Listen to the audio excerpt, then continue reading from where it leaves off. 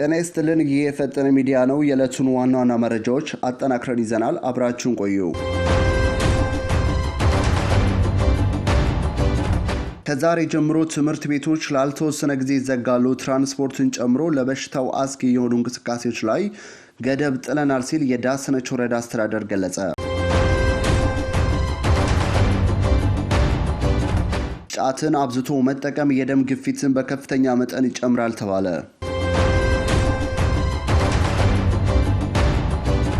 ከ5000 በላይ የኢትዮጵያ ዜጎች በአዲሱ የአሜሪካ ውሳኔ ተጠቂ ይሆናሉ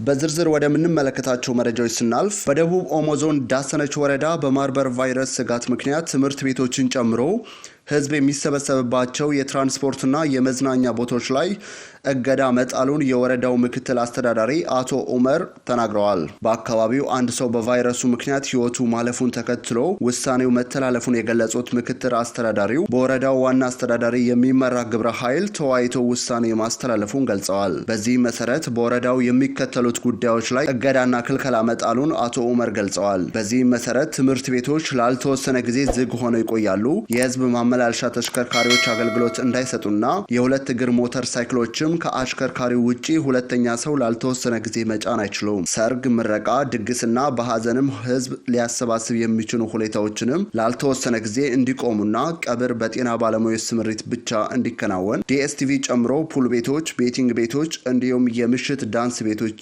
ጫት ቤቶች ላልተወሰነ ጊዜ ተዘግተው እንዲቆዩ ሰዎች በቡድንና በብዛት የሚሳተፉባቸው ማንኛውም አይነት ስፖርታዊ ውድድሮች በወረዳው እንዳይካሄዱ ውሳኔ መተላለፉን አብራርተዋል።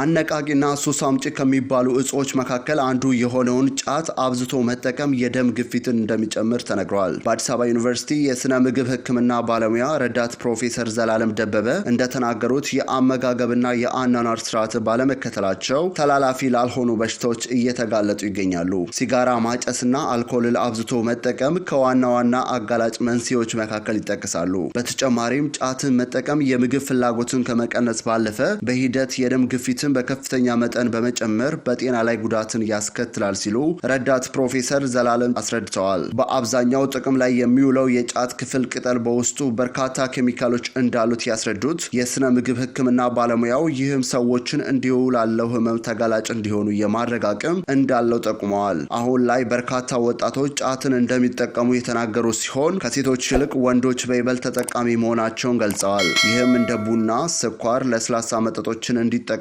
በማድረግ እንደ ሲጋራ ማጨስ ያሉ ጎጂ ባህሪያቶችን እንዲያመሩ ያደርጋቸዋል ሲሉ አስረድተዋል። በዚህም የተነሳ ለሌሎች የጤና እክል ጭምር ሊያጋልጣቸው እንደሚችል የተገለጸ ሲሆን ህብረተሰቡ ስለ ጉዳዩ በቂ ግንዛቤ እንዲኖረው በሚመለከተው አካል በኩል የማስተማር ስራዎች መስራት ይገባቸዋል ሲሉ አሳስበዋል።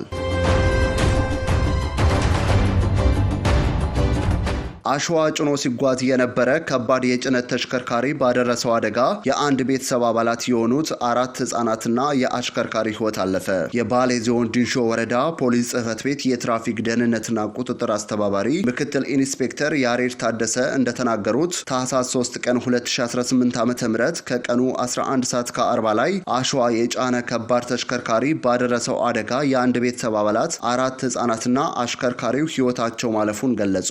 የጭነት ከባድ ተሽከርካሪው ከአሳሳ ከተማ አሸዋ ጭኖ ወደ ባሌ ዲንሾ ወረዳ ሐዋ ቀበሌ በተባለ ስፍራ መንገዱን ስቶ የሰው ግቢ ውስጥ በመግባት 3 ወንድና 1 ሴት ልጅን ጨምሮ በአጠቃላይ 4 የአንድ ቤተሰብ ላይ ባደረሰው አደጋ አሽከርካሪውን ጨምሮ የ5 ሰው ህይወት ማለፉን ገልጸዋል።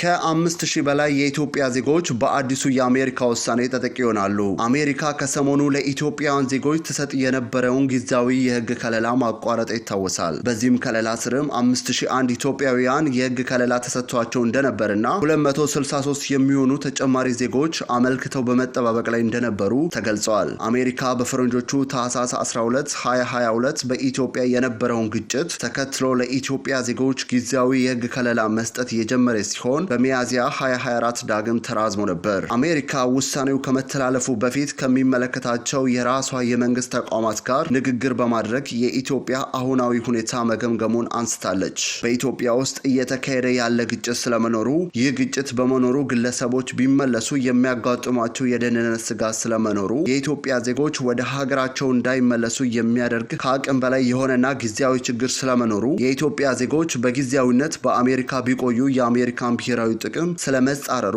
ከግምገማው በኋላ በኢትዮጵያ ያለው ሁኔታ እየተካሄደ ያለው ግጭት የተመላሽ ኢትዮጵያውያንን ደህንነት ስጋት ውስጥ ይከታል የሚለውን መመዘኛ እንደማያሟላ ተቀምጠዋል። አሜሪካ በ2022 በትግራይና ኦሮሚያ ክልሎች የነበሩ ግጭቶች ይህ የጊዜያዊ ከለላ እንዲሰጥ ምክንያት ነበሩ ስትል የትግራዩ ጦርነት በሰላም ስምምነት መቋጨቱንና በኦሮሚያም ከኦሮሞ ነጻነት ሰራዊት አካል ጋር ክልሉ የሰላም ስምምነት መፈራረሙን ታጣቂዎች መግባታቸውንና ከስምምነቱ በኋላ ግጭት መቀነሱንም አንስታለች። አሜሪካ የትግራዩ ጦርነት ሲገባደድ በአማራ ክልል ግጭት መቀስቀሱን ጠቅሳ በመንግስትና ፋኖ መካከል ያለውን ግጭት መቀነሱን፣ ንጹሃን ግን ጥቃት እየደረሰባቸው እንደሆነ ሪፖርቶች እንደሚያሳዩ አንስታለች። አሜሪካ ኢትዮጵያ ትኩረቱን መሰረተ ልማትና የሰብአዊ ልማት ግንባታ ላይ ያደረገ የ33.7 ቢሊዮን ዶላር ታሪካዊ በጀት ማጽደቋን አንስታ እነዚህ ማሻሻያዎች የተመላሽ ኢትዮጵያውያንን ደህንነት ስጋት ውስጥ የሚከት ነገር እንደሌለ ያሳያሉ ብላለች። የውስጥ መፈናቀሎች ቀንሰዋል ያለችው አሜሪካ